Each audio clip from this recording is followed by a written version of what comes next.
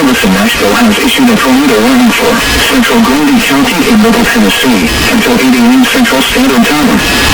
At 7:35 a.m. Central Standard Time, a severe thunderstorm capable of producing a tornado was located near Tracy City, or 19 miles northwest of Jasper, moving northeast at 50 miles per hour.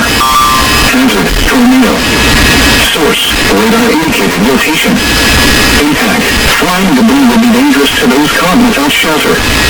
Mobile homes will be damaged or destroyed. Damage to roofs, windows, and vehicles will occur. Tree damage is likely. This dangerous storm will be near Groovy Boulder around 7:45 a.m. Central Standard Time. Other locations impacted by this tornadic thunderstorm include Gilmont, Palmer, Beersheba Springs, and Altamont.